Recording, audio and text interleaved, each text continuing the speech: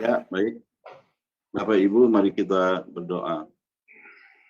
Bapak, kami bersyukur atas firman-Mu yang hidup, berkuasa, yang telah menjadi terang bagi jalan hidup kami. Kami memohon agar Engkau terus menuntun kami melalui firman-Mu yang akan dibacakan oleh para lektor dan dibawakan oleh Pastor Paul, sehingga kami dapat mengenal Engkau lebih dalam dan menjadi rema, sehingga kami dapat melakukan segala kehendak-Mu. Bukalah hati kami dan pikiran kami untuk menerima firman-Mu dengan rendah hati. Berilah kami kebijaksanaan untuk memahami makna firman-Mu dan kekuatan untuk menerapkan dalam kehidupan kami sehari-hari. Bapa, biarlah firman-Mu menjadi pedoman bagi kami, cahaya di tengah kegelapan dan kekuatan bagi kami untuk menghadapi setiap tantangan hidup. Jadikanlah firman-Mu sebagai dasar setiap keputusan dan tindakan yang kami ambil. Kami memohon agar firman-Mu terus berjalan dalam hati kami dan menjadi serupa dengan Engkau. Dalam nama Yesus Kristus kami berdoa dan bersyukur. Haleluya. Amin. Amin. Yang membaca ayat Alkitab, Bu Erida, Pak Kayan sama Pak Cecep, silakan dibuka kameranya, Pak. Kayan, halo.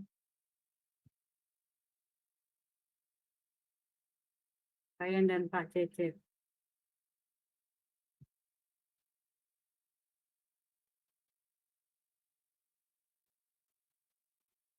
Ya, silakan Pak Cecep dulu.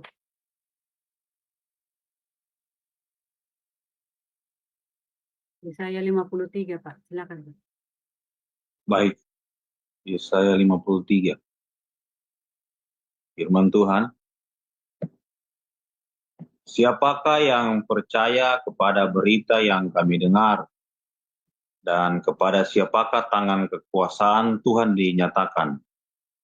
Sebab sebagai taruk ia tumbuh di hadapan Tuhan, dan sebagai tunas dari tanah kering. Ia tidak tampan dan semaraknya pun tidak ada sehingga kita memandang dia, dan rupa pun tidak, sehingga kita menginginkannya.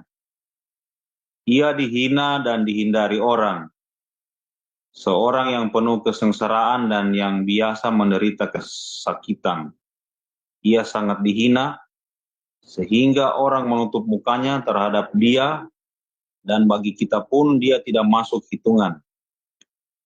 Tetapi sesungguhnya penyakit kitalah yang ditanggungnya, dan kesengsaraan kita yang dipikunya. Padahal kita mengira dia kena tulah, dipukul dan ditindas Allah, tetapi dia tertikam oleh karena pemberontakan kita. Dia diremukan oleh karena kejahatan kita. Ganjaran yang mendatangkan keselamatan bagi kita ditimpakan kepadanya, dan oleh bilur-bilurnya kita menjadi sembuh. Kita sekalian sesat seperti domba, masing-masing kita mengambil jalannya sendiri. Tetapi Tuhan telah menimpakan kepadanya kejahatan kita sekalian. Dia dianiaya, tetapi dia membiarkan dirinya ditindas, dan tidak membuka mulutnya seperti anak domba yang dibawa ke pembantaian. Seperti induk domba yang keluh di depan orang yang menggunting bulunya. Ia tidak membuka mulutnya. Sesudah penahanan dan penghukuman ia terambil. Dan tentang nasibnya siapakah yang memikirkannya? Sungguh ia terputus dari negeri orang-orang hidup. Dan karena pemberontakan umatku, ia kena tulah.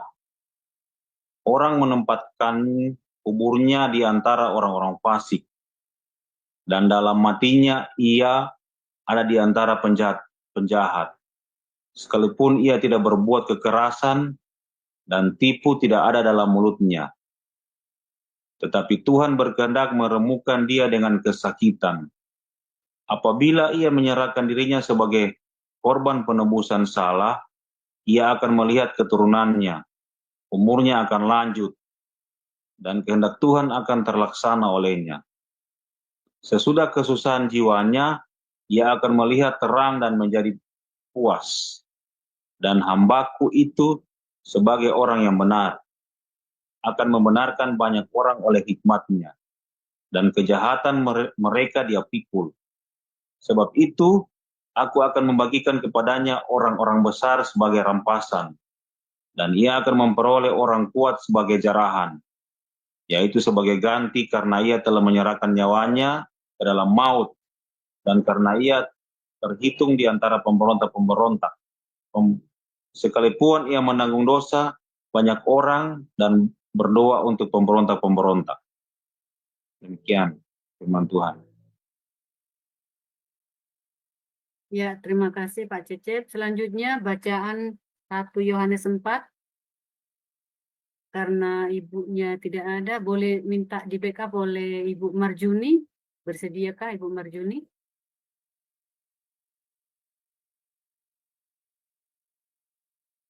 Tidak ada yang open cam. Pak Daumara, bersedia Pak Daumara?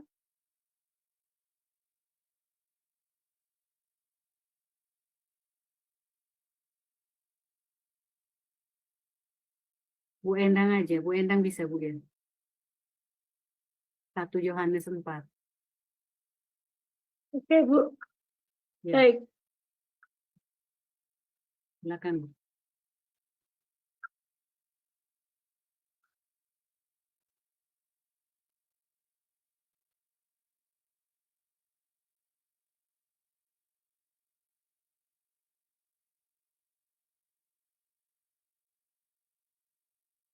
Saudara-saudaraku yang kekasih,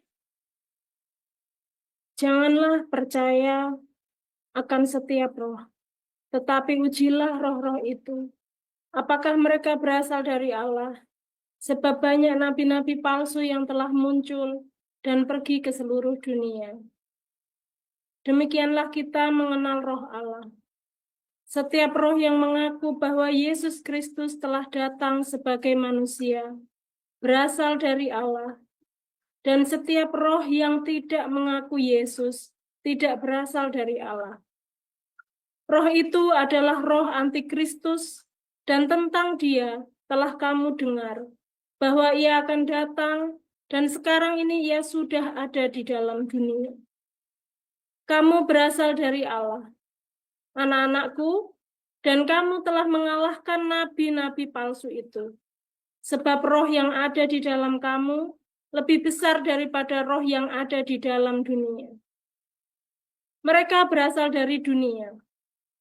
Sebab itu, mereka berbicara tentang hal-hal duniawi, dan dunia mendengarkan mereka. Kami berasal dari Allah.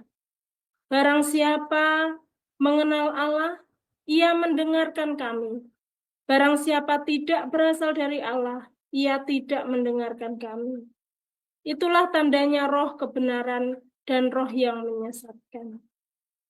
Saudara-saudaraku yang kekasih, marilah kita saling mengasihi, sebab kasih itu berasal dari Allah. Dan setiap orang yang mengasihi lahir dari Allah dan mengenal Allah. Barang siapa tidak mengasihi, ia tidak mengenal Allah, sebab Allah adalah kasih. Dalam hal inilah kasih Allah dinyatakan di tengah-tengah kita, yaitu bahwa Allah telah mengutus anaknya yang tunggal ke dalam dunia, supaya kita hidup olehnya. Inilah kasih itu. Bukan kita yang telah mengasihi Allah, tetapi Allah yang telah mengasihi kita, dan yang telah mengutus anaknya sebagai pendamaian bagi dosa-dosa kita.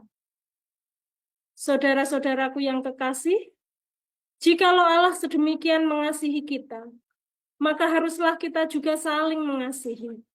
Tidak ada seorang pun yang pernah melihat Allah. Jika kita saling mengasihi, Allah tetap di dalam kita, dan kasih-Nya sempurna di dalam kita. Demikianlah kita ketahui bahwa kita tetap berada di dalam Allah, dan Dia di dalam kita. Ia telah mengaruniakan kita mendapat bagian dalam roh-Nya. Dan kami telah melihat dan bersaksi bahwa Bapa telah mengutus anaknya menjadi juru selamat dunia. Barang siapa mengaku bahwa Yesus adalah anak Allah, Allah tetap berada di dalam dia, dan dia di dalam Allah. Kita telah mengenal dan telah percaya akan kasih Allah kepada kita. Allah adalah kasih, dan barang siapa tetap berada di dalam kasih, ia tetap berada di dalam Allah, dan Allah di dalam dia. Dalam hal inilah kasih Allah sempurna di dalam kita, yaitu kalau kita mempunyai keberanian percaya pada hari penghakiman. Karena sama seperti dia, kita juga ada di dalam dunia ini. Di dalam kasih tidak ada ketakutan. Kasih yang sempurna melenyapkan ketakutan, sebab ketakutan mengandung hukuman, dan barang siapa takut, ia tidak sempurna di dalam kasih. Kita mengasihi karena Allah lebih dahulu mengasihi kita.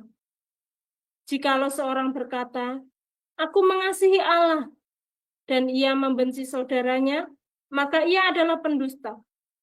Karena barang siapa tidak mengasihi saudaranya yang dilihatnya, tidak mungkin mengasihi Allah yang tidak dilihatnya. Dan perintah ini kita terima dari Dia. Barang siapa mengasihi Allah, ia harus juga mengasihi saudaranya. Amin. Demikian firman Tuhan. Ya, terima kasih Bu Endang. Silakan Pastor Paul.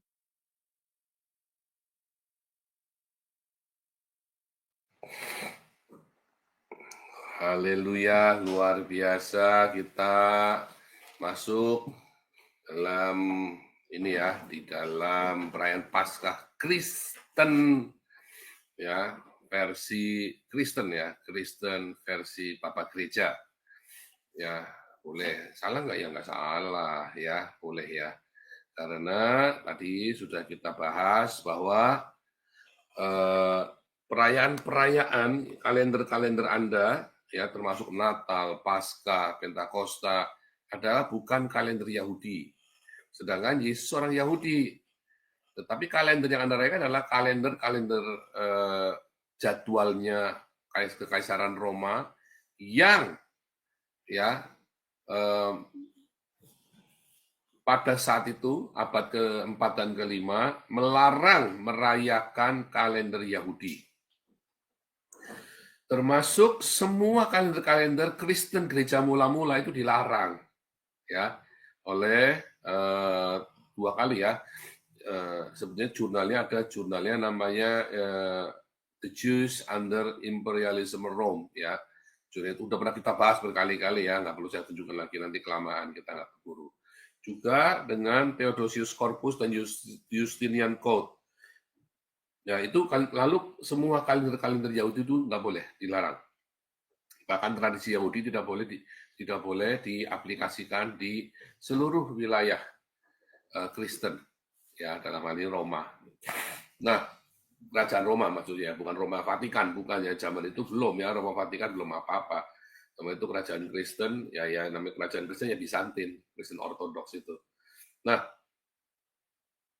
dan hari ini kita masuk, ya saya nggak peduli dengan tanggalnya, tapi kebetulan saja ini ada cerita pangeran si Raja Charles ya sama si Gilbert, ya.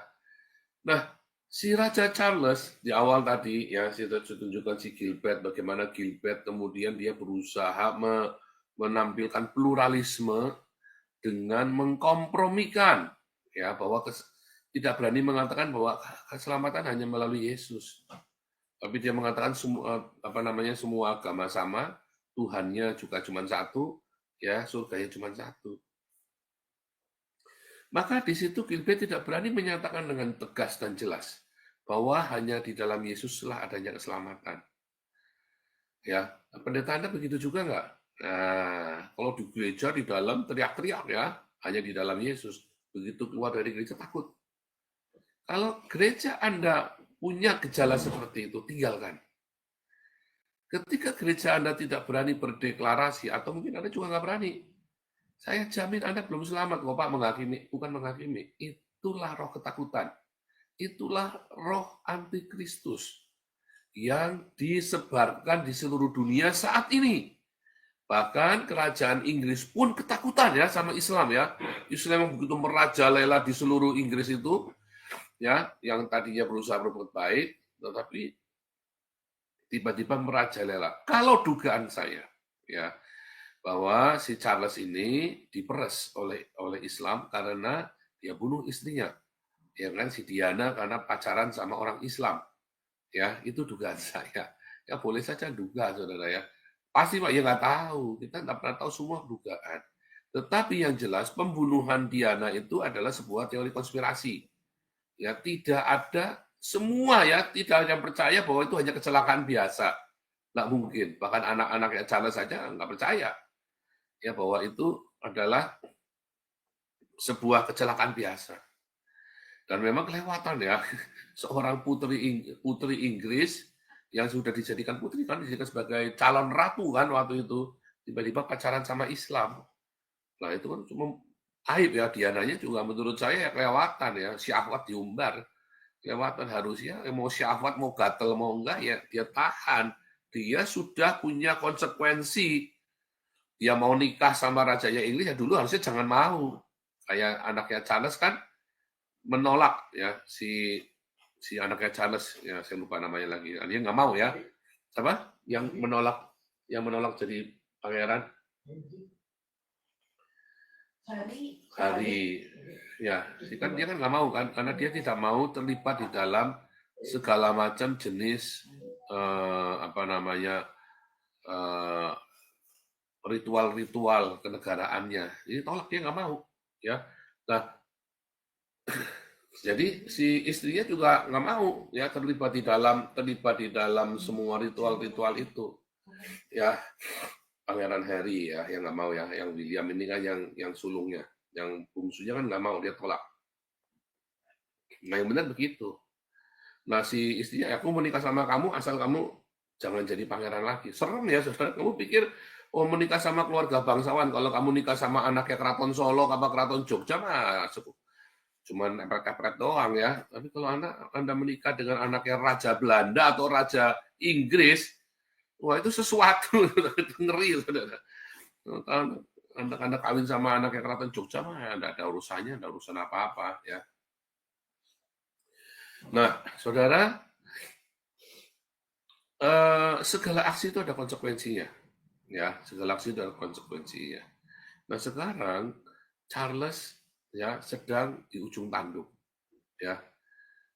Sejak kematian Diana itu benar-benar goncang ya, dilanda isu macam-macam. Ini anak memang memalukan orang tuanya ya, ini prodigal son benar ya Charles ini ya. Dia bikin malu ya, udah dia menikah dengan rakyat jelata ya, dan saat itu benar-benar dilarang. Dan waktu itu Charles juga banyak ini ya, banyak affair ya, banyak selingkuh. Akhirnya memang ini nah karu-karuan, ini satu memang prodigal son benar ya si Charles ini ya. Akhirnya jadi raja pun sudah mau mati, udah jadi raja. Sekarang malah gara-gara si Charles ini membawa Inggris murtad ya, membawa Inggris murtad dari Kristen. Saya nggak bilang murtad dari Yesus ya, murtad dari Kristen. Karena apa? Karena raja atau ratu Inggris atau raja Inggris adalah pemimpin gereja. Ya, sebagai pemimpin tertinggi gereja di negara itu. Maka ketika Pangeran Charles si raja jadi raja, lalu dia mengizinkan Islam masuk ke parlemen, azan di parlemen, ya kan, bahkan dia muji-muji Islam, bahkan di perayaan Paskah saja menyebut nama Islam, kan edan ini orang satu ini raja geblek ini kan. Bahkan perayaan Paskahnya Kristen, dia nyebut-nyebut Islam, muji-muji Islam. Kenapa nggak di Idul Fitri dia nyebut-nyebut Kristen? Ya kan, kemarin kan. Nah, jadi memang sebetulnya itu namanya sudah murtad. Itu yang namanya sudah murtad. Ketika kamu malu mengakui Yesus Kristus, mengkompromikan dengan agama lain, itu namanya kamu sudah murtad. Ketika Anda percaya kepada Yesus, tidak harus kamu menjelek-jelekan agama lain. Tidak harus kamu nyerang-nyerang agama lain. Tidak usah. Tapi kalau kamu terus kemudian menurunkan derajatnya Yesus kepada agama lain, itu namanya kamu sudah menyangkal Yesus. Makanya kemarin ada orang di TikTok saya, katanya sudah dibaptis 3 kali. Saya cuma bilang, kamu berani nggak nama muka bilang, aku pengikut Yesus? Nggak berani. Kamu tuh sudah murtad. Kamu tuh sudah menyangkal Yesus. Ya. Berarti kamu sudah menyangkal Yesus. Itu simpel. Kalau saya banyak, udah gak usah banyak cencong sama saya. Kamu tuh nggak selamat. Bukan menghakimi, kita sudah, kalau menghakimi, kamu berbuat, saya hakimi kamu. Tapi ini sudah ada patokannya, udah jelas. Jadi kalau saya ngomong sama kamu, saya lagi bukan menghakimi kamu, saya lagi ngasih tahu sama yang orang seperti ini, jangan dicontoh. Ini orang sudah menyangkal Yesus. Hati-hati saudara ya, hati-hati. Nah, banyak sekali orang-orang yang dia pikir dia berhikmat, dia cerdas, lalu dia mau berkompromi, pura-pura. Jangan. Karena ya penyangkalan kepada Tuhan Yesus itu, ya kamu akan dibikin setipis mungkin. Sehingga kamu tidak berasa kamu sudah nyangkal. Ya, kamu nggak berasa, tapi gerejamu sebenarnya sudah menyangkal Yesus. Hati-hati. Karena di akhir zaman ini kegagalan Islam begitu nyata. Islam itu sampai akhir zaman pun gagal, ya. Lalu kenapa Pak Islam nanti bisa menguasai dunia? Ya hanya dengan kekerasan, termasuk meresi pangeran Charles ini dengan pembunuhannya Diana. Sehingga mau nggak mau Charles harus terima Islam. Kalau Anda lihat di Belanda nggak bisa, di Jerman, di Eropa nggak bisa, ya kan? Nggak urusan. Bahkan kemarin demo ya, nggak boleh toa masjid suruh dicopot ya di Den Haag. Nggak boleh ganggu saudara ya, nggak boleh. Toa masjid dicopot udah nggak boleh. Ya. Nah, apa itu spirit antikris? Dan saya yakin ya banyak dari Anda gereja tempat di mana Anda berada sudah terjangkit virus antikristus ini. Tinggalkan, karena tidak ada obatnya. Virus itu nggak ada obatnya, saudara. Kamu pergi, tinggalkan. Bergabunglah dengan gereja-gereja yang dengan lantang, dengan tegas bahwa Yesus Kristus adalah Tuhan dan Juru Selamat, mati dan bangkit. Ya, nah kita buka satu-satu tadi ya. Kita tadi apa yang menyebabkan gerejamu jadi antikristus? Ya.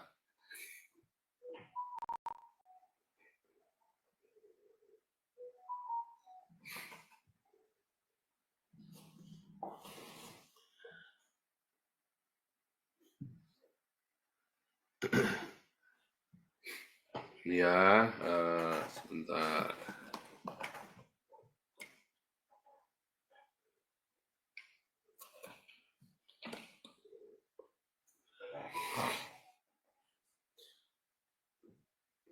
Hati-hati ya, saudara ya. Begitu Anda gerejamu kompromi dengan ini, tinggalkan. Kecuali kamu memang cuma mau retorika saja, ya terserah ya. Ini sih tidak ada pemaksaan, semua terserah kalian. Pokoknya kita sudah kasih tahu di sini, urusan selamat, urusan sendiri-sendiri. Ya, spirit antikris. Spirit.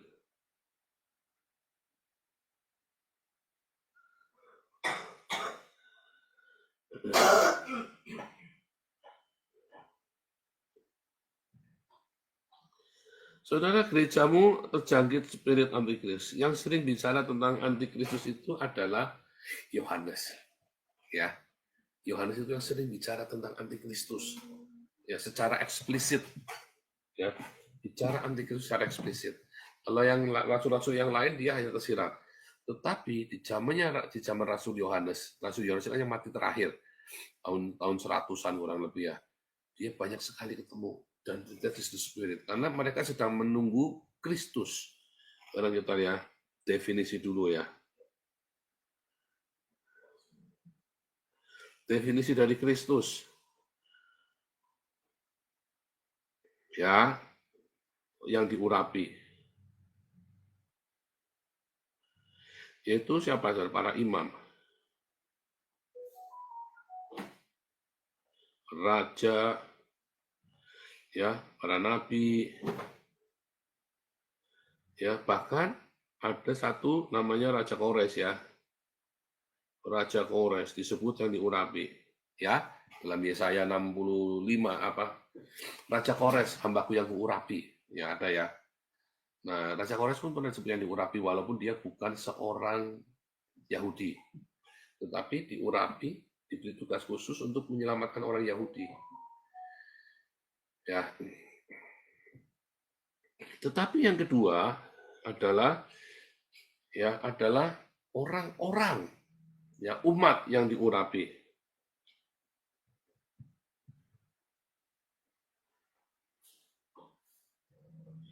Yaitu siapa saudara? Orang Israel, hambaku yang kuurapi, ya. Dan adalah siapa itu? Orang Kristen.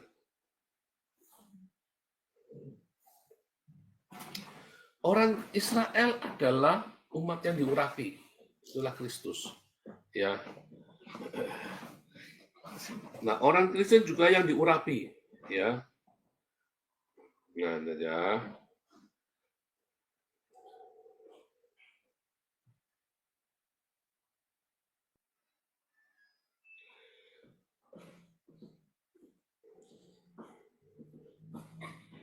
Di dalam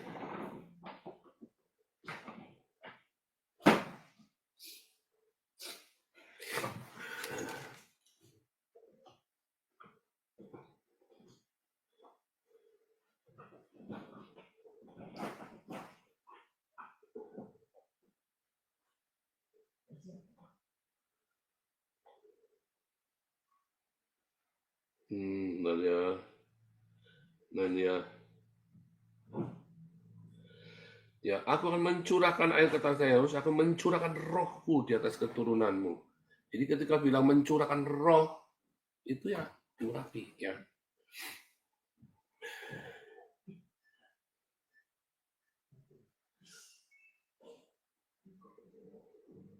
Bentar ya, aduh ini lemot ya.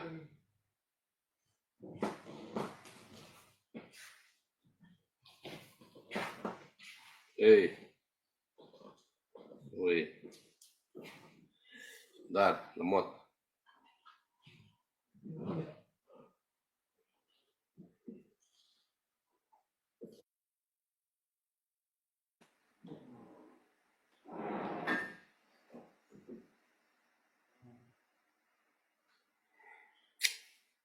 Ya lemot ya, nanti nggak apa-apa deh, nggak apa-apa nih. Jadi ketika orang Yahudi ini dia dicurahkan rohnya Allah, itulah yang namanya diurapi, ya saudara ya.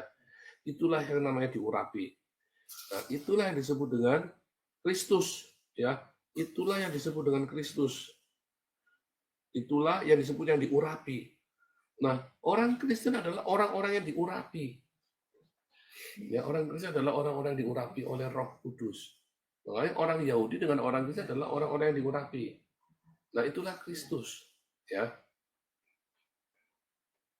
Nah,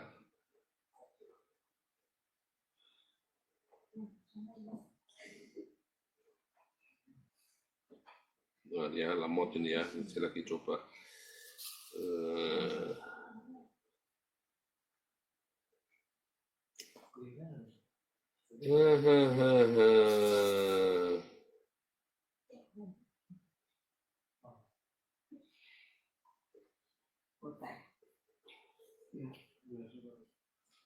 Dan ya, itu bisa lama, udah percuma dah ya.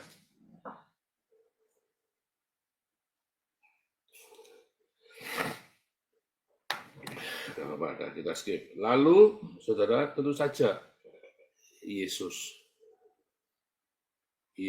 yang disebut Kristus.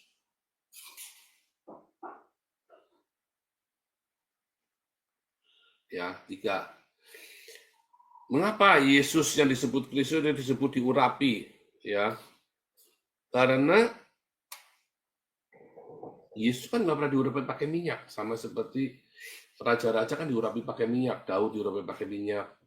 Tetapi Yohanes melihat Roh Kudus turun atas Yesus seperti burung merpati. Nah, itu yang namanya diurapi itu. Makanya Yesus yang disebut Kristus itu yang diurapi oleh Roh Kudus. Kenapa? Karena orang kalau sudah dikasih minyak kepalanya, maka Roh Kudus turun atas dia. Itu yang dimaksud dengan Kristus. Ya, itu yang dimaksud dengan Mesias yang diurapi. Ini penting ya, 3. Jadi 1, para imam, raja, nabi, termasuk Kores, ya itu yang diurapi. Tetapi yang diurapi dengan Roh Kudus ya adalah orang Kristen, orang Yahudi dengan Tuhan Yesus. Ya itu diurapi. Itu penting. Jadi sekarang kalau kita bilang anti Kristus, ya,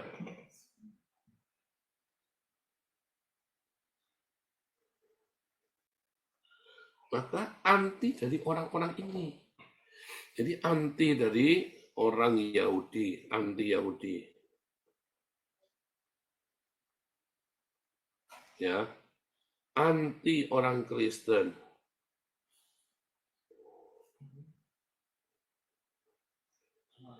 Dan anti Yesus Kristus.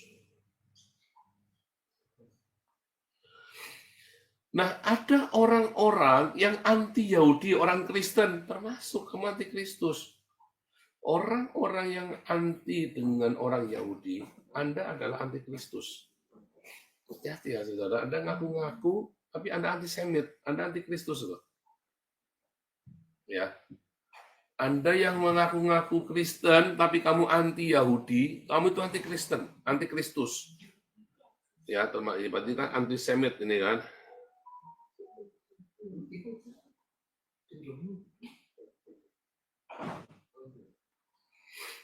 Ada anti orang-orang Kristen, orang-orang Yahudi waktu itu anti dengan orang Kristen. Mereka juga anti Kristus, ya. Kan sama saja anti dari orang yang diurapi kan. Orang-orang Yahudi ini yang anti dengan kekristenan, mereka anti Kristus, saudara. Ya. Nah, kemarin saya jelaskan ya tentang orang Saduki. Ya. Nah, kita skip dulu ya. Kita cerita tentang orang Saduki. Satu-satunya kelompok mazhab yang disebut sesat oleh Yesus adalah orang Saduki. Bukan orang Eseni. Ya, ada orang Eseni kan. Ada orang Farisi. Ya, mereka semua ini disebut ahli Taurat ya. Bentar ya.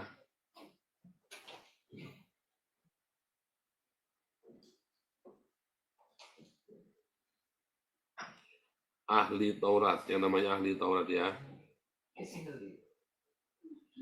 Ahli Taurat. Ya, Saduki, Eseni, Farisi, ya. Nanti Farisi inilah jadi kelompok dalam kelompok ini ya, Sanhedrin ya.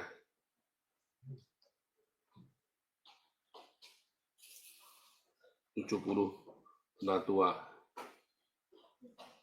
Ya, ada para imam dan Lewi,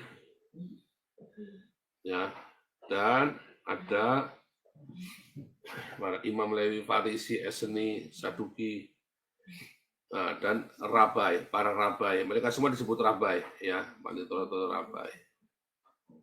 Nah, bukan ya. Oke.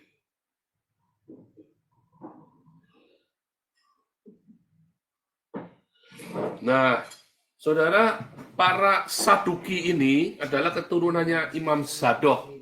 Tapi entah mengapa, saya juga belum mempelajarinya, kenapa ujuk-ujuk mereka lalu jadi anti dengan kebangkitan orang mati.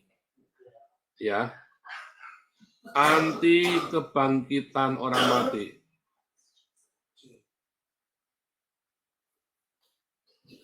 Ya, anti dengan kebangkitan orang mati. Ya. Orang-orang Saduki ini anti dengan, dan orang Eseni enggak, orang Farisi tidak, imam dan Lewi tidak.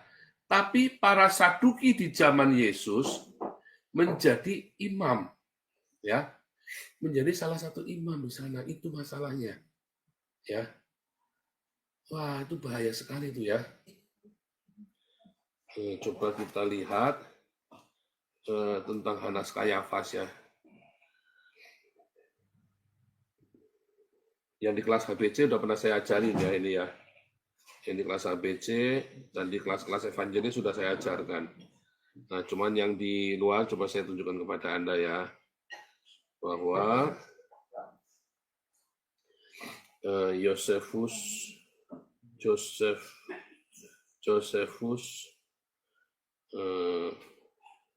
Yesus. Coba ya, Josephus bentar. Josephus, Jesus John the Baptist, Jesus Islam ya ini ya. Ya ini ya, lihat ya.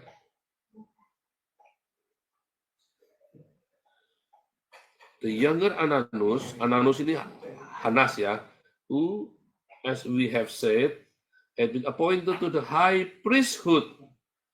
Yeah, was raised in the temple, unusually daring. He followed the school of the Sadducees, who are indeed more heartless than any of the other Jews. Ya, dialah yang memerintahkan juga ya pembunuhan saudaranya Yesus ya. Yang sebelah kanan ya, Ananus the high priest has James the brother of Jesus stoned. Dia kayak memerintahkan suruh saudara Yakobus saudara Yesus dirajam pakai batu.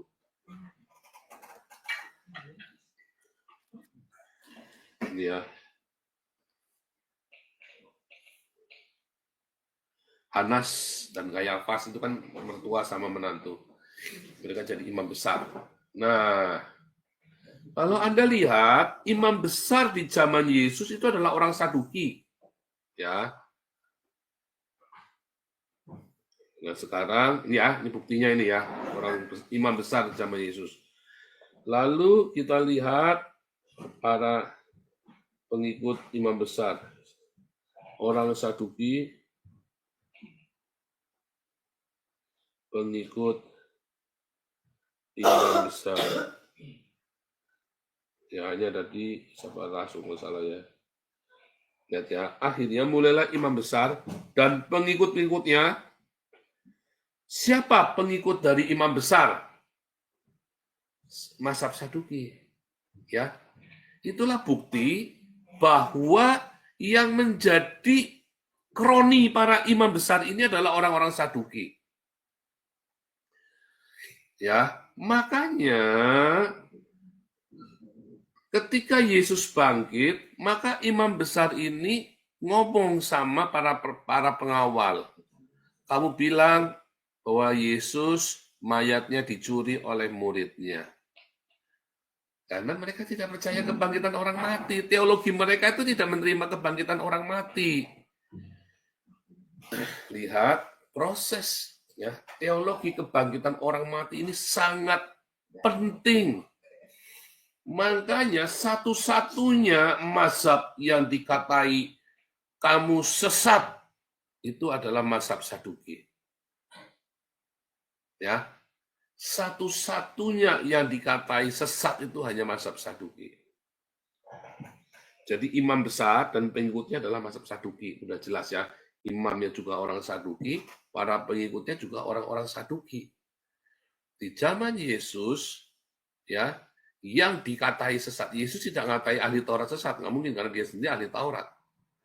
Dia tidak mengatai orang Farisi sesat, karena pengikutnya banyak orang Farisi. Nikodemus, Yusuf Arimatea, itu orang Farisi ya. Malah Nikodemus dan Yusuf Arimatea adalah anggota Sanhedrin. 70 tua-tua. Ya. Kalau Anda melihat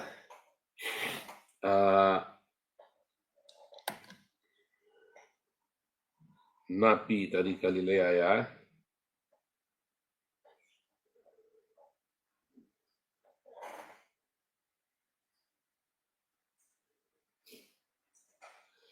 Lihat ya, ayat 52.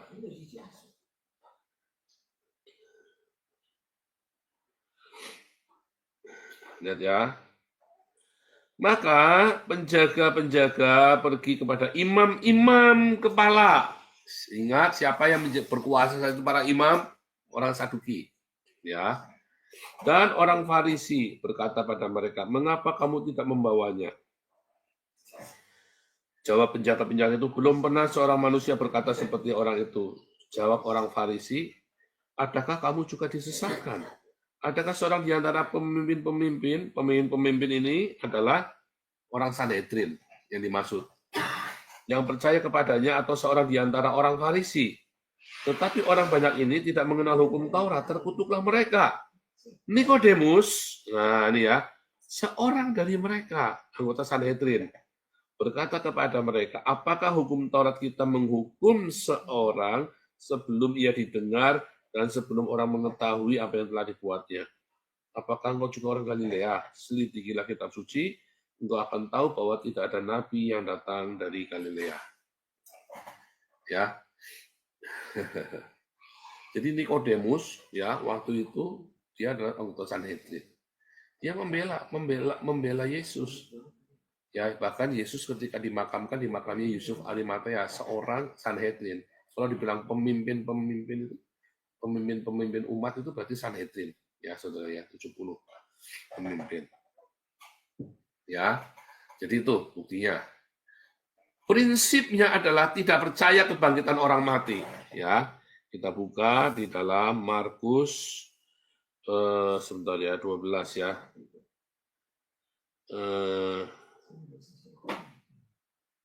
Dan ya, pertanyaan orang Saduki. Datanglah pada Yesus orang Saduki bahwa tidak ada kebangkitan. Mereka bertanya padanya, Guru, Musa memberikan perintah ini untuk kita. Lihat ya, jawab Yesus pada mereka, kamu sesat. Justru karena kamu tidak mengerti kitab suci maupun kuasa Allah. Satu-satunya yang dikatai sesat ini hanya orang Saduki. Sebab apabila orang bangkit dari antara orang mati, orang tidak kawin dan tidak dikawinkan, melainkan hidup seperti malaikat di surga. Ya. Nah, kemudian ada cerita Lazarus ya, pengemis dan Lazarus ya. Lazarus ya, dan orang kaya. Ya, pengemis bernama Lazarus dan orang kaya. Yang Anda lihat, ya, lihat di situ orang kaya itu mati lalu dikubur. Ia menderita sengsara dalam Hades, Hades ya bukan neraka, Hades bukan Gehenna. Lalu ia memandang ke atas dan dari jauh dilihatnya Abraham, Lazarus duduk di pangkuannya. Ia berseru, Bapak Abraham, kasihanilah aku, suruhlah Lazarus supaya menunjukkan ujung jarinya ke dalam air, menunjukkan lidahku. Abraham berkata, anak, ingatlah bahwa engkau telah menerima segala yang baik waktu hidupmu, sedangkan Lazarus segala yang buruk. Ya, lihat ya. Kalau intinya, ya, si orang kaya ini minta pada Abraham, aku minta kepadamu, Bapa, supaya engkau menyuruh dia ke rumah ayahku. Sebab masih ada 5 orang saudaraku, supaya ia memperingati mereka dengan sungguh-sungguh agar mereka jangan masuk kelak ke dalam tempat penderitaan ini. Tetapi, kata Abraham, ada pada mereka kesaksian Musa dan para nabi. Baiklah mereka mendengar kesaksian itu, tidak Bapak Abraham, tetapi jika ada seorang yang datang dari antara orang mati kepada mereka, mereka akan bertobat. Kata Abraham padanya, jika mereka tidak mendengar kesaksian Musa, ya, dan para nabi, mereka juga tidak akan mau diyakinkan sekalipun oleh seorang yang bangkit dari antara orang mati. Ya, sekalipun orang yang bangkit dari antara orang mati. Jika ada seorang yang datang dari antara orang mati kepada mereka, mereka akan bertobat. Karena apa? Karena mereka tidak percaya orang mati bangkit. Ya kan? Makanya Bapak Abraham menjawab, sekalipun ada orang mati bangkit, ya, mereka nggak akan percaya. Karena mereka dasarnya udah nggak percaya dengan kebangkitan orang mati. Ya. Nah, konon menurut Bapak Gereja Ortodoks, kemarin saya ngobrol-ngobrol dengan Edwin, saya belum pernah baca, konon ternyata orang kaya ini adalah si Hanas ini, saudara ya, konon ya, ceritanya. Nah, saya nggak tahu. Saya belum pernah baca sumbernya sendiri. Jadi cerita orang kaya dan Lazarus ini adalah cerita imam besar yang mati. Ya. kanan seperti itu. Oke, anyway, saya nggak tahu ya, saya tidak bisa mengkonfirmasi. Tapi intinya di zaman Yesus, teologi kebangkitan orang mati itu sangat penting. Ya. Dan kalau kamu menolak kebangkitan orang mati, kamu tidak diselamatkan loh, saudara. Ya, kalau kamu menolak Yesus yang bangkit dari orang mati itu. Nah, kita buka ya. Tadi di dalam Yesaya 50, sebentar. Kita kembali ke 1 Yohanes dulu ya.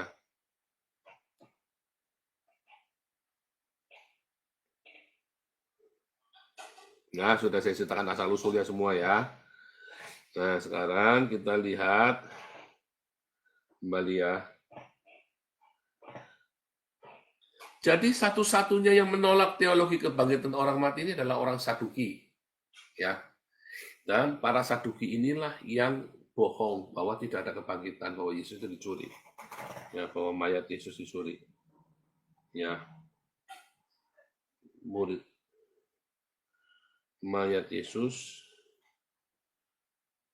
dicuri.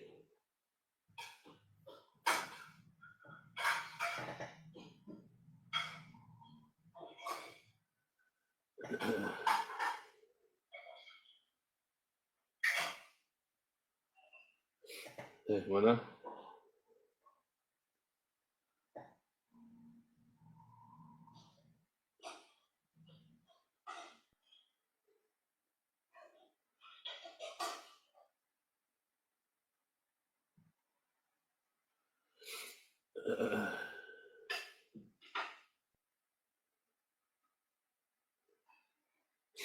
Bentar ya, di Yohanes 19 ayat 37 ya.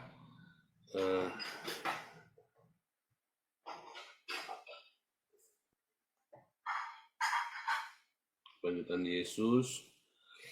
Nah, Yesus akan pada Maria Magdalena, dusta mahkamah mana?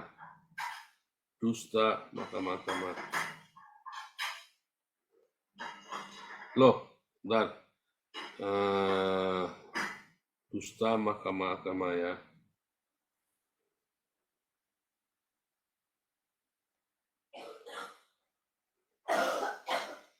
Oh, sebentar ya. Yang mana tadi ya? Jadi saya sudah barisan. Nah, ini ya.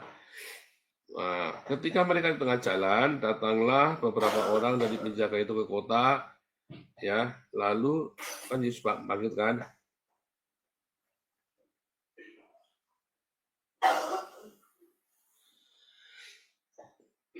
Ini para imam ya. Sesudah berunding dengan tua-tua, mereka mengambil keputusan lalu memberikan sejumlah besar uang kepada saudara itu. Siapa imam kepala ini ya?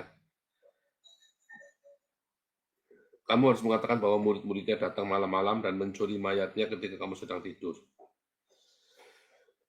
Ya. Maka mereka menerima uang itu dan berbuat seperti yang dipesankan kepada mereka, dan ceritanya tersiar di antara orang Yahudi sampai sekarang. Sampai tahun 90, tahun 100-an. Ya, bahwa mayat Yesus dicuri. Bahkan dalam Toledo Yesus juga dikatakan Yesus itu nggak benar-benar mati ternyata. Dalam Toledo Yesus itu cuma pura-pura mati pingsan. Ya, terus dicuri. Murid itu datang ya terlambat, juga Yesusnya kedinginan. Karena itu jatuhnya ke kolam, ya. Yesus itu dilempar ke kolam. Nah, itu sebenarnya lagi cerita Yudas. Jadi mereka bingung dengan segala macam cerita. Itu banyak sekali cerita yang beredar. Intinya Yesus tidak dibangkitkan. Intinya. Ini sangat serem ya. Ini teologi yang tidak, ya. Wah. Dan saudara, inilah inti dari kekristenan, bukan Yesus yang mati, tetapi Yesus yang bangkit. Ya, ini adalah Yesus yang bangkit. Ini adalah kota yang bagus ya. Ini ya, Asunceng ya. Ya, Inggris akan hancur. Mana tadi? Oh, cepat sekali nih ya. Aduh, ini cepat sekali geraknya. Hai, tadi ada yang bilang ya, Inggris akan hancur ya. Benar ya, Inggris itu akan hancur ya. Ngeri ya. Oh ini ya, Libra Rocky ya. Tahta Inggris akan hancur ya. Benar saudara ya, Inggris itu akan hancur. Beneran ya. negara-negara yang mulai menyangkal Yesus itu hancur ya negaranya ya. Inggris akan hancur, akan tinggal nama nanti, jangan main-main. Ya, kamu pikir Inggris itu hancur, saudara, hancur. Anda bayangin sama seperti kerajaan Majapahit, ya, sama seperti kerajaan Majapahit itu hancur ketika menjadi Islam, maka Inggris juga akan hancur, ya, beneran ya, lihat aja nanti ya. Nah, oke, kita balik lagi ya. Kemudian di dalam Yohanes 19 tadi ya, Yohanes 19 ayat 37 tadi ya.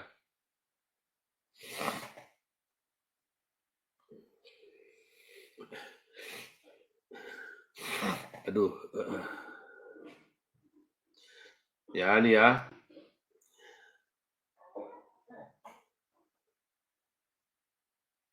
Ketika mereka sampai kepada Yesus, melihat bahwa ia telah mati, mereka tidak mematahkan kakinya, tetapi seorang dari prajurit menikam lambungnya dengan tombak, mengalir keluar darah dan air. Orang yang melihat hal itu sendiri, yang memberikan kesaksian ini, dan kesaksiannya benar. Siapa? Yohanes. Yohanes ini ditahu oleh Yohanes sendiri ya, yang lihat sendiri ya, kesaksian ini benar. Dan ia tahu bahwa ia mengatakan kebenaran supaya kamu juga percaya. Ya, sebab hal itu terjadi supaya kenapa tertulis dalam kitab suci, tidak ada tulang yang dipatahkan, dan ada pula nas yang mengatakan mereka akan memandang kepada Dia yang telah mereka tikam. Ya, sebenarnya ini ngambil dari Zakaria ya, dari Keluaran 12, Mazmur 34 ayat 21, Mazmur 34 ayat 21.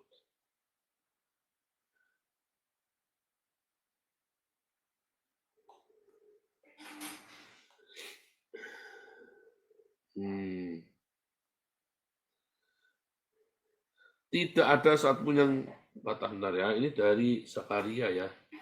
Iya yang mereka tikam. Sebentar.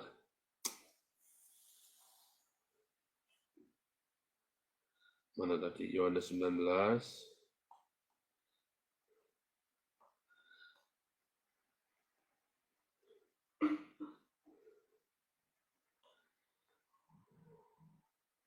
Ayat 37 ya.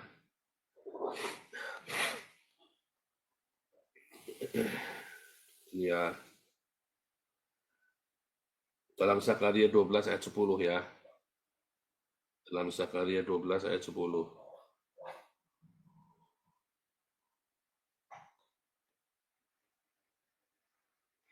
Aku mencurahkan roh pengasihan ya atas keluarga Daud dan penduduk Yerusalem, dan mereka akan memandang kepada Dia yang telah mereka tikam. Mereka akan meratapi Dia seperti meratapi anak tunggal, menangisi Dia dengan pedih seperti menangisi anak sulung. Ya. Nah, tetapi tadi kita baca Yesaya 53.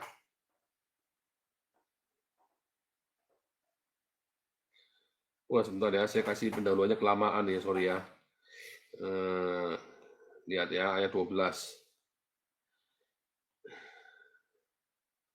Sebab aku membagikan kepadanya orang-orang besar sebagai rampasan, ia akan memperoleh orang kuat sebagai jarahan, yaitu sebagai ganti karena ia telah menyerahkan nyawanya ke dalam Hades, Sheol.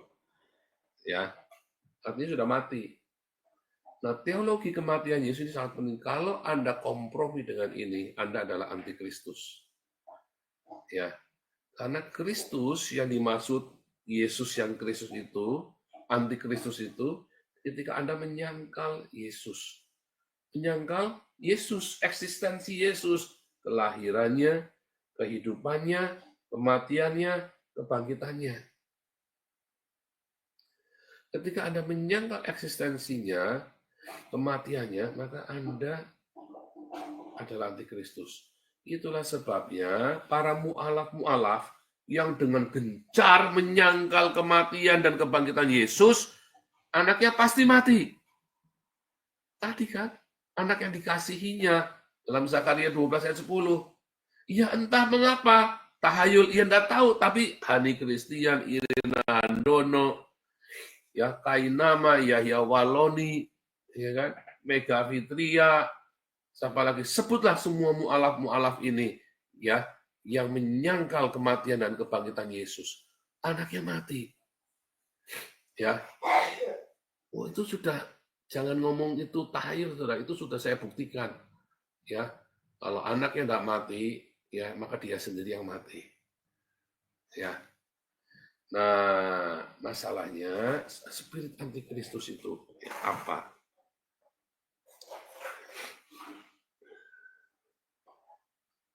Satu, ya, Anda akan spirit antikristus bila Anda menyangkal Yesus. Ya. Kalau Anda malu mengakui Yesus, barang siapa malu mengakui aku, maka aku akan malu mengakuinya di hadapan Bapakku. Aku tidak akan mengakuinya di hadapan Bapakku. Siapa di sini yang malu mengaku kamu adalah pengikut Kristus? Hati-hati, saudara. Ya, saya tidak kompromi dengan ini, saya tegas. Kamu tidak suka saya, ya kita juga nggak kenal kok. Saya kenal Anda semua juga dari YouTube kan. Ya, kan?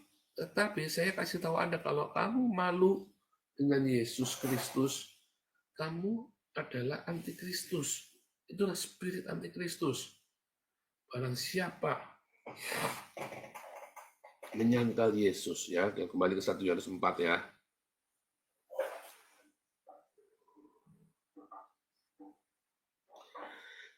Saudaraku terkasih, janganlah percayakan setiap roh, tetapi ujilah roh itu apakah mereka berasal dari Allah. Banyak nabi palsu telah muncul ke seluruh dunia. Demikianlah kita mengenal roh Allah, setiap roh yang mengaku bahwa Yesus Kristus telah datang sebagai manusia.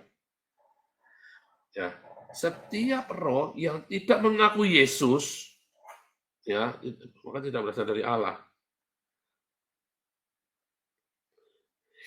Every spirit that confess Jesus as the Christ who has come in the flesh, but every spirit that does not confess Jesus is not from God.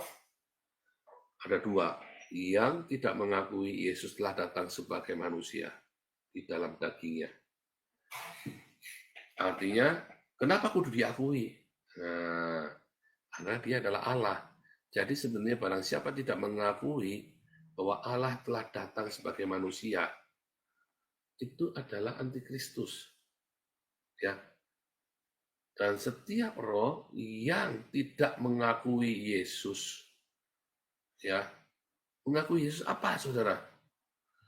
Nah, ini Anda baca Roma 10 ayat 9.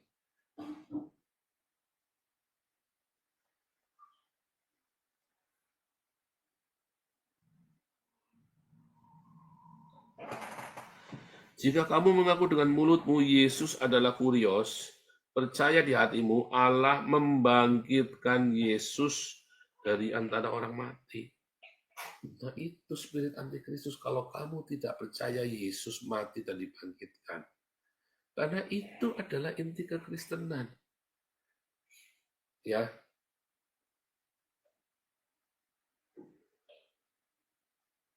Ngeri ya? Kalau kamu tidak mengakui, ya, bahwa Allah telah menjadi manusia di dalam Yesus, lalu mati dan bangkit, itu namanya antikristus. Nah, kalau gerejamu, ya, malu mengakui dan berkompromi, yang namanya menyangkal Yesus, berarti menyangkal Allah datang sebagai manusia. Bernama Yesus.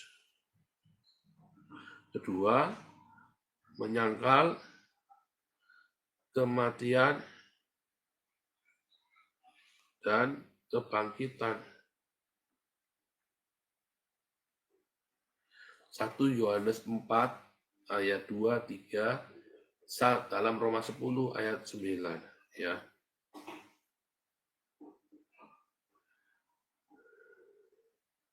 Barang siapa tidak mengakui Yesus adalah Kurios dan tidak percaya bahwa Allah membangkitkan dia dari orang mati, dia adalah antikristus.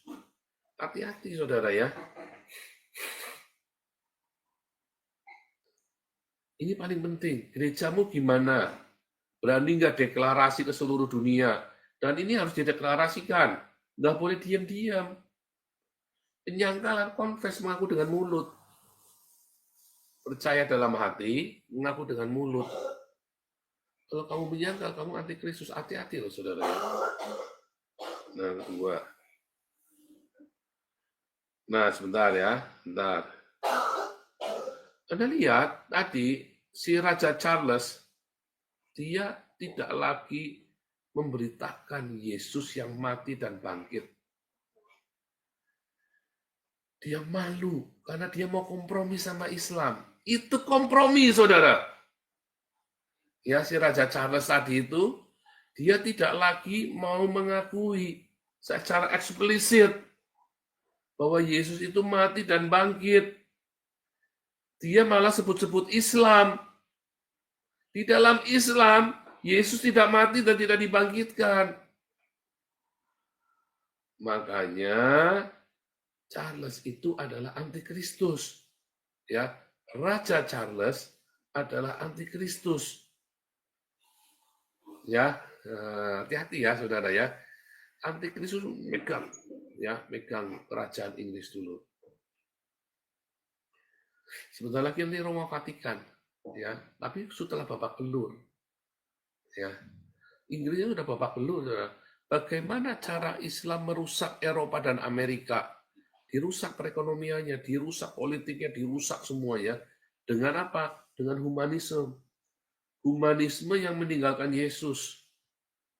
Ya, jadi Anda humanis, Anda pluralis, tapi jangan lupa Anda harus selalu sebut Yesus adalah Tuhan dan Juru Selamat.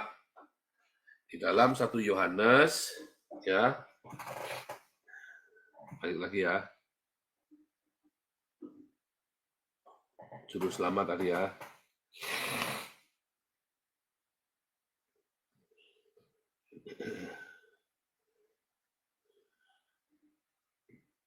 Nah ini ayat 14. Kami melihat bersaksi bahwa ya lihat kami telah melihat ya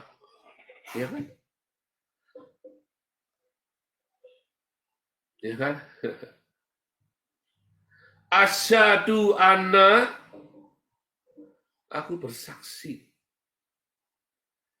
ya kan, asyhadu anna, ya bersaksilah aku bahwa Bapa mengutus Yesus sebagai juru selamat. Ketika kamu berkata syahadatnya Islam, asyhadu anna la ilaha illallah Muhammad Rasulullah, kamu berarti menyangkal Yesus adalah juru selamat. Loh, Islam mengakui Yesus juru selamat, Pak, tapi hanya juru selamat Israel saja. Yang juru selamat dunia, rahmatan lil alamin adalah Muhammad. Dunia, saudara. Ya, salah, saudara. Kalau kamu hanya mengakui Yesus adalah juru selamat Israel saja, maka kamu adalah antikristus. Ya, kalau kamu berkata, bahkan Gus Dur saja mengakui Yesus juru selamat dunia, lalu kamu malu. Banyak orang-orang dari timur, barat, selatan, ya, malah jadi anak-anaknya. Tapi kamu malah dibuang. Gus Dur itu malah masuk surga. Karena dia mengakui Yesus Kristus adalah juru selamat dunia. Asyhadu anna, ya, bahwa Yesus ya juru selamat dunia. Anda kalau tidak mengakui Yesus juru selamat dunia, Anda antikristus. Hati-hati saudara. Ini Anda jaga, jangan sampai goyah, jangan sampai kamu malu mengakuinya. Jangan sampai kamu goyah, jangan sampai malu mengakuinya. Ini harga mati, saudara. Ya. bagaimana cara Yesus menyelamatkan seluruh dunia. Ya kan? Kita buka di dalam ya Roma 5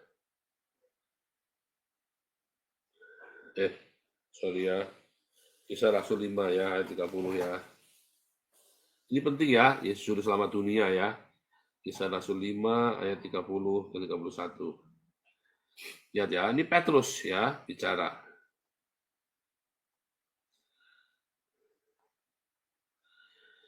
Allah nenek moyang kami telah membangkitkan Yesus yang kamu gantungkan pada kayu salib dan kamu bunuh. Dialah yang telah ditinggikan oleh Allah sendiri dengan tangan kanannya menjadi pemimpin dan juru selamat. Ya. Karena dia ngomongnya sama Israel, jadi supaya Israel bertobat. Tetapi tadi, roh antikristus 1 Yohanes 4 dalam perikop yang sama, ya bahwa Yesus adalah juru selamat dunia dengan sebuah proses. Ya, apa saudara prosesnya? Mati dan bangkit. Dan hanya Yesus juru selamat dunia. Gilbert, dia malu berkata bahwa hanya Yesus juru selamat dunia. Makanya Gilbert juga antikristus.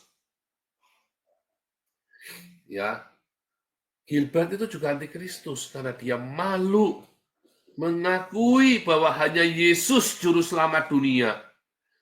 Ya, ngeri loh saudara. Kalau Anda ada di gerejanya Gilbert, tinggalkan. Kamu akan dibawa spiritnya itu loh. Makanya namanya spirit. Roh antikristus. Karena nular. Ya, karena nular. Roma 5 ya. Kisah Rasul 5 ayat 31. Lihat ya, Roma 5 ayat 8 dan 10. Tadi Petrus yang ngomong ya, sekarang Paulus yang ngomong. Roma 5 ayat 8.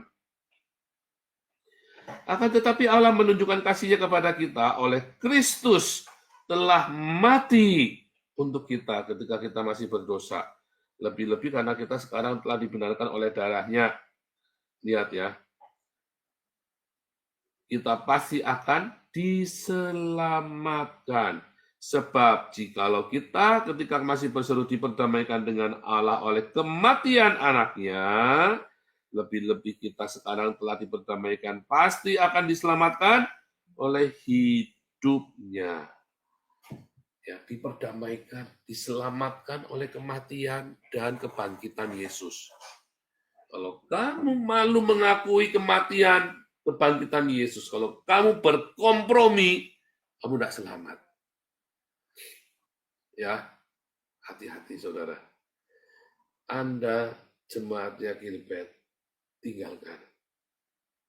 Sebab kalau kamu malu mengakui kematian dan kebangkitan Yesus, dan kamu tidak berani mengatakan Yesus satu-satunya juru selamat, kamu adalah antikristus. Ya. Mengapa? Nah, nanti. Matius 20 ayat 28. Yesus sendiri yang berkata sekarang. Ya.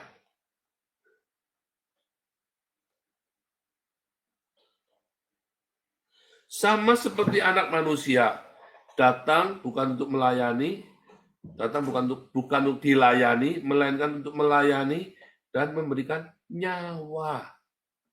Ya, menjadi tebusan.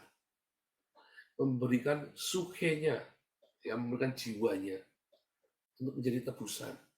Kenapa? Sukenya itu yang pergi ke Hades. Kalau Anda malu mengakuinya, kamu adalah antikristus. Ya. Jadi menyangkal Yesus. Ya, menyangkal Allah yang datang sebagai manusia yang mati dan bangkit. Itulah antikristus. Ya. Itulah roh antikristus, spiritnya. Kalau kemarin katanya yang menyangkal Yesus datang sebagai manusia, barang siapa tidak mengakui Yesus datang sebagai daging, 2 Yohanes 1 ayat 7. Nah itu tadi. Ini kan sama dengan yang 2 Yohanes 1 ayat 7 lagi tadi. Lihat ya. 2 Yohanes, dalam 2 Yohanes 1 ayat 7. Ya.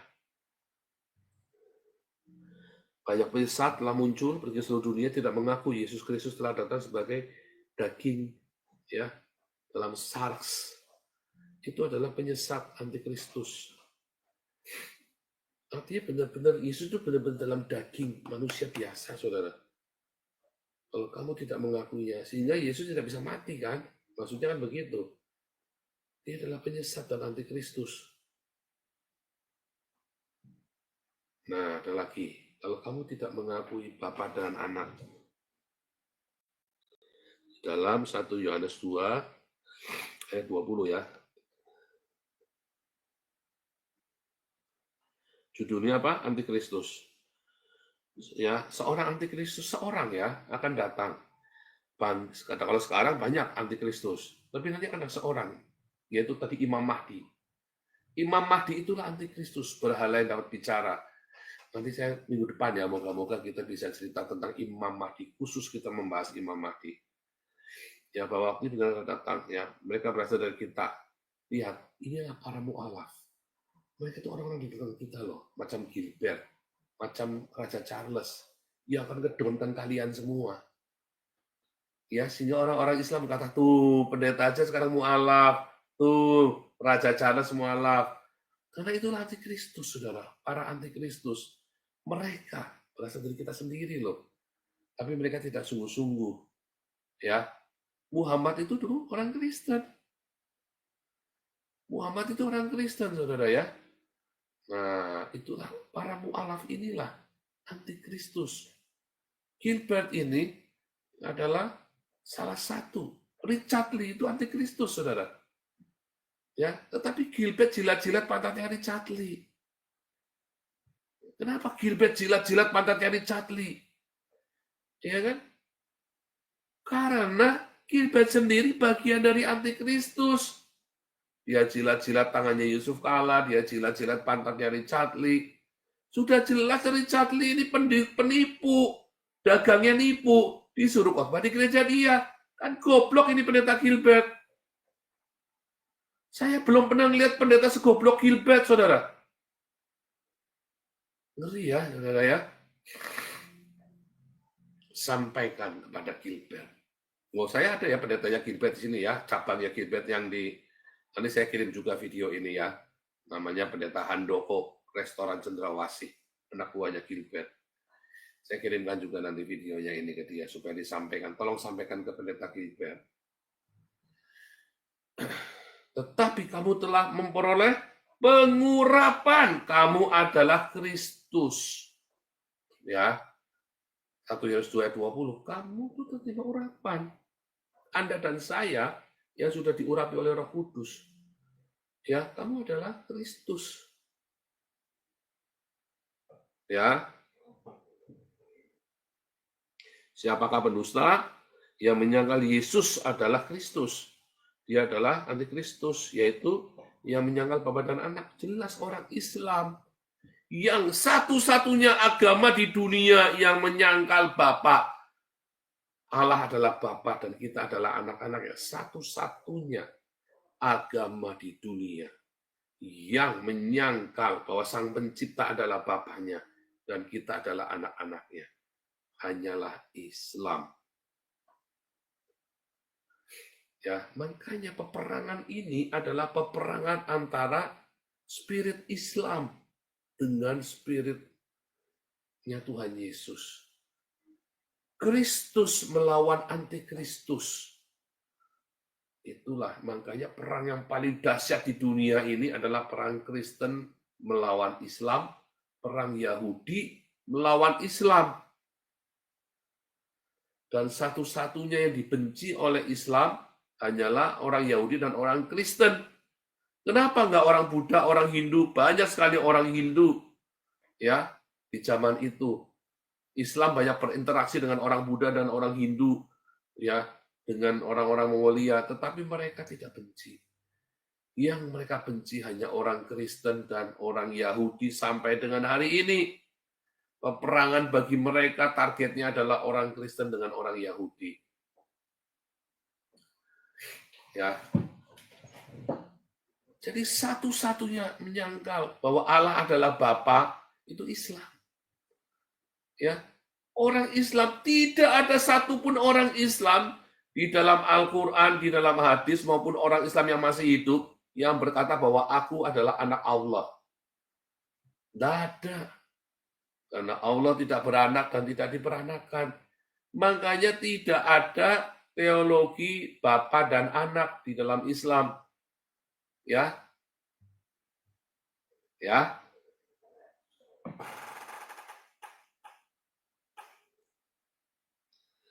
Jadi antikris adalah penyangkalan.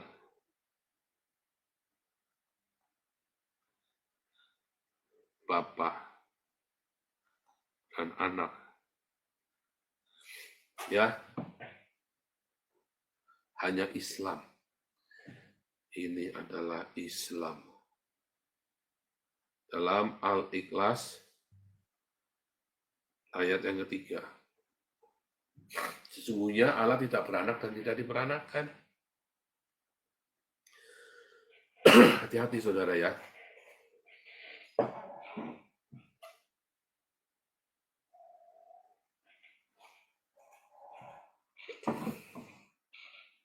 Sebarkan berita ini. Dua ini penting. Islam adalah antikristus. Minggu depan kita akan cerita tentang Imam Mahdi ya. Imam Mahdi. Siapakah Imam Mahdi, saudara? Dia akan bikin, ya, minggu depan kita akan bicara tentang Imam Mahdi. Khusus siapakah Imam Mahdi? Ya. Inggris akan hancur, saudara ya. London has fallen, udah pasti. Karena terjadi penyangkalan. Wih, kamu ngeri ya. Diambil.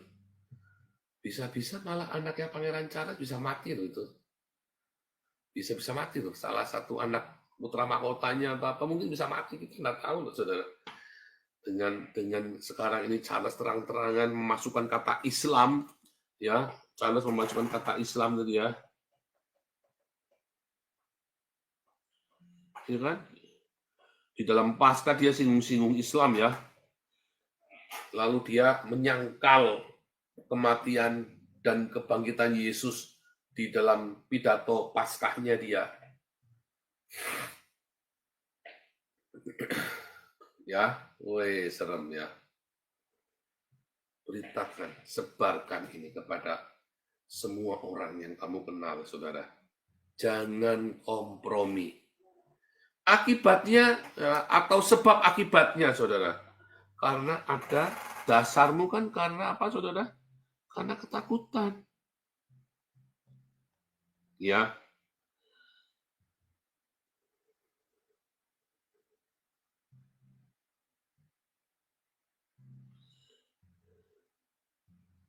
Dalam hal inilah kasih Allah sempurna dalam kita.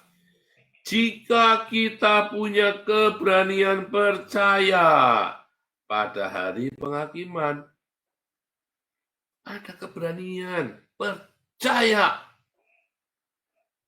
Di dalam kasih tidak ada ketakutan. Kasih yang sempurna melenyapkan ketakutan, sebab ketakutan mengandung hukuman. Barang siapa takut ia tidak sempurna di dalam kasih. Kita mengasihi karena Allah telah lebih dahulu mengasihi kita. Ya. Bah, jika aku mengasihi Allah dan membenci saudaranya, ia adalah pendusta. Itu kayak Gilbert ya, dia ngatain saya anak setan. Ya, dia benci kepada saudaranya. Dia jilat-jilat tangannya Yusuf Kala, dia jilat-jilat pantatnya Richard Lee. Tapi dia tidak pernah minta maaf sama saya, saudara. Karena dia tidak mengasihi saudaranya yang sama pengikut Yesus. Ya, Bahkan berbulan-bulan dia mencaci maki saya, saudara ya. Berbulan-bulan, dan itu menjadi keuntungan buat saya. Kenapa donaturnya Gilbert pada pindah ke kita? Ya kan?